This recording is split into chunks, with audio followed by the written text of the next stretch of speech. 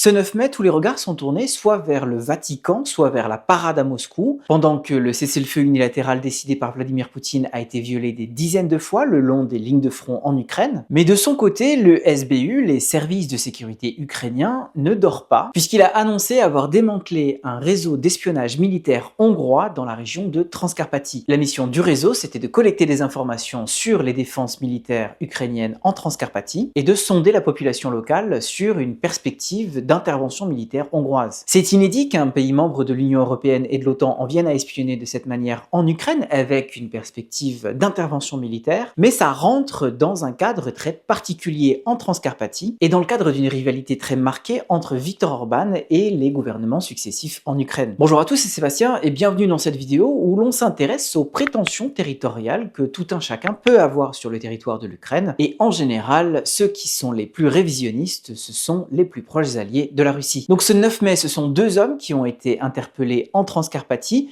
représentants d'un réseau plus large et directement lié au renseignement militaire hongrois. Comme je l'ai dit, ils devaient collecter des informations sur les défenses militaires dans la région, identifier les faiblesses du dispositif et sonder la population sur la perspective d'une éventuelle intervention militaire hongroise. Le ministère des Affaires étrangères hongrois a réagi dans un premier temps en affirmant qu'il n'était pas du tout au courant et que donc il n'y avait pas de réaction à avoir. Et quelques heures plus tard, donc dans l'après-midi de ce 9 mai, Budapest a annoncé expulser deux diplomates ukrainiens donc de l'ambassade d'Ukraine en Hongrie, en accusant Kiev d'exploiter une propagande anti-hongroise. Alors évidemment, ce type d'espionnage de la part d'un État membre de l'Union européenne et de l'OTAN vis-à-vis de l'Ukraine, qui est censé être un pays allié, c'est inédit. Mais ce que je voudrais vous expliquer ici, c'est que tout ça ne sort pas de nulle part, qu'il y a un historique et qu'il y a aussi un timing politique. Alors déjà, la Transcarpathie, c'est quoi? C'est l'oblast le plus occidental de l'Ukraine, c'est un territoire très particulier puisqu'il est coupé du reste du pays par les montagnes des Carpates. C'est un oblast qui a été rattaché en 1946 à l'Ukraine soviétique et c'est un territoire qui a des frontières avec 4 pays qui sont aujourd'hui membres de l'Union européenne et de l'OTAN, la Pologne, la Slovaquie, la Hongrie et la Roumanie. Chacun de ces pays a une histoire nationale qui déborde sur la région. La Pologne, c'est à travers l'héritage des communautés Lemko et Boyko, qui sont des peuples des montagnes. La Roumanie aussi, c'est à travers une communauté roumaine qui est très présente en Transcarpathie. La Slovaquie, c'est à travers l'histoire, puisque la Transcarpathie a appartenu à la Tchécoslovaquie dans l'entre-deux-guerres. Et parmi ces 4 pays limitrophes, c'est la Hongrie qui a les liens les plus intimes avec la Transcarpathie, puisque la région a très longtemps fait partie du royaume de Hongrie, et puisqu'il y a encore une communauté hongroise et magyarophone qui est très présente en Transcarpathie. On l'estime à environ 100 000, 150 000 personnes qui sont réparties le long de la frontière entre l'Ukraine et la Hongrie. Et vous le voyez sur cette carte en rouge, ce sont les zones où plus de 70% de la population locale revendique le hongrois comme langue maternelle. En vert, c'est le roumain et en bleu, c'est l'ukrainien. Cette carte, elle est tirée du recensement de 2001. C'était le premier et le dernier recensement en date de l'Ukraine indépendante. Donc, on sait que les équilibres démographiques, ils ont changé puisqu'on sait qu'il y a moins de Hongrois. Il y en a beaucoup qui sont partis en émigration ou alors tout simplement il y a un déclin démographique. Mais on ne sait pas exactement mesurer l'ampleur de ces changements. Et de toutes les manières, ces districts hongrois, ils restent très importants en Transcarpathie. Ils bénéficient d'un statut particulier. La langue hongroise y est la seconde langue de l'administration, et vous voyez par exemple sur cette photo un double affichage à l'entrée de cette ville. Les Hongrois bénéficient aussi, comme d'autres communautés à travers l'Ukraine, de facilités en termes d'éducation, donc ils ont des écoles minoritaires, et dans la vie de tous les jours, l'organisation de cette communauté est très largement tournée vers la Hongrie. Par exemple, à la télévision, on regarde la météo hongroise, on se réfère très souvent à l'heure de Budapest, donc ça veut dire 1 heure de moins que la zone horaire de Kiev, et la Hongrie est très investie dans la région à travers des programmes de soutien économique et financier, mais aussi culturel, pédagogique. Et ça ne devrait pas poser problème qu'un État avec une très forte diaspora mène des programmes pour maintenir les liens avec ses communautés au-delà de ses frontières. La plupart des États dans le monde le font, et c'est sain d'entretenir ses identités et ses appartenances plurielles. Mais dans le contexte hongrois, instrumentalisé par Viktor Orban depuis sa réélection en 2010,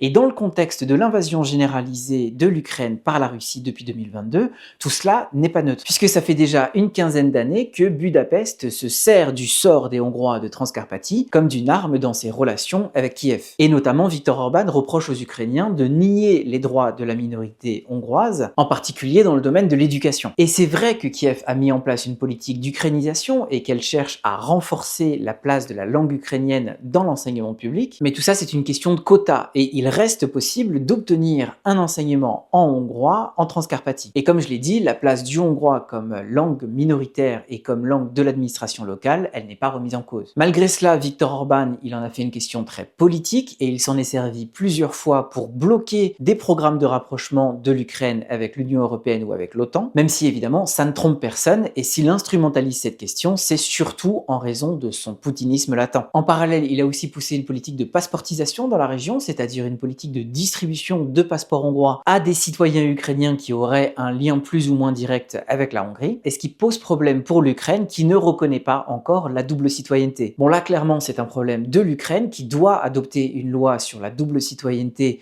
compte tenu du nombre d'Ukrainiens qui habitent à l'étranger, mais le fait est que la politique de passeportisation de Budapest vis-à-vis des citoyens de Transcarpathie, elle est illégale au regard du droit ukrainien. Et donc en 2018, il y a déjà eu un grand scandale quand il est apparu que le consulat hongrois de Berehovo, donc en Transcarpathie, délivrait des passeports à tour de bras. Et déjà là, il était clair que l'implication de Budapest dans la région, elle était très politique, et une politique de passeportisation, c'est aussi une politique qui à un moment donné peut justifier une intervention militaire pour venir protéger ses citoyens, donc à la Poutine, et ensuite justifier une prétention territoriale. L'annonce du démantèlement de ce réseau d'espionnage militaire hongrois aujourd'hui, c'est inédit, mais quand on le remet dans le contexte de l'implication très forte de la Hongrie dans la région, et d'une Hongrie très urbanisée et donc très poutiniste, eh bien tout cela paraît très logique. Et ça s'inscrit dans un contexte. Il y a quelques jours, l'opposition à Viktor Orban en Hongrie a diffusé un enregistrement audio du ministère de la Défense hongrois dans lequel il dit qu'il faut se préparer à la guerre et que la période de la défense de la paix s'est terminée, ce qui dans le contexte actuel peut tout à fait bien dire se dissocier de l'Union européenne, se dissocier de l'OTAN, continuer son rapprochement avec la Russie et se préparer à saisir une opportunité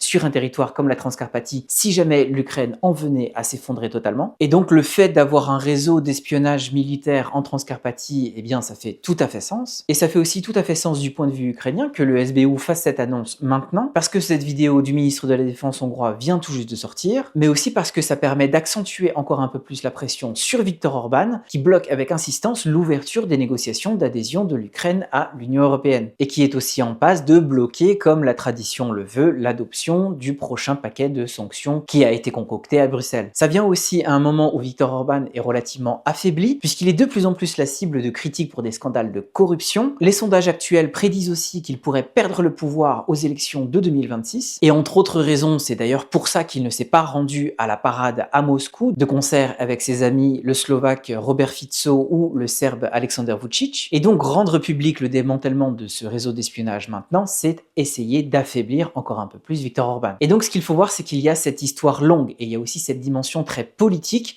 et donc il ne faut pas dramatiser les choses. Il n'y aura pas forcément d'invasion hongroise dans les semaines qui viennent. Et pour être honnête, pour que ça arrive, il faudrait que l'armée ukrainienne s'effondre comme jamais, ce qui est encore très loin d'arriver, et il faudrait aussi que l'OTAN s'effondre comme jamais. Et même avec la présidence de Donald Trump, on n'y est pas. Mais c'est évidemment quelque chose de sérieux, et dans le contexte de l'invasion généralisée de l'Ukraine par la Russie, il faut le prendre au sérieux, puisque les Hongrois ne sont pas les seuls à être révisionnistes, et ils ne sont pas les seuls à avoir des prétentions territoriales en Ukraine. Bon, la Pologne a une certaine nostalgie pour les territoires de l'ouest de l'Ukraine qu'elle a perdu à l'issue de la Seconde Guerre mondiale, mais il n'y a plus de peuplement polonais, donc il n'y a vraiment rien qui pourrait appuyer un discours révisionniste. Les prétentions russes sur les territoires ukrainiens, on les connaît, et il y a aussi la Roumanie, où le candidat de l'extrême droite et probable prochain président, Georges Siméon, a fait toute sa carrière en tant qu'unioniste, et donc pour le rattachement de la Moldavie, mais aussi de la Bessarabie ukrainienne à la Roumanie actuelle. Pour l'instant, en Roumanie, évidemment, c'est de la rhétorique, et Georges Siméon, s'il est élu président, il n'aura pas les compétences pour lancer une guerre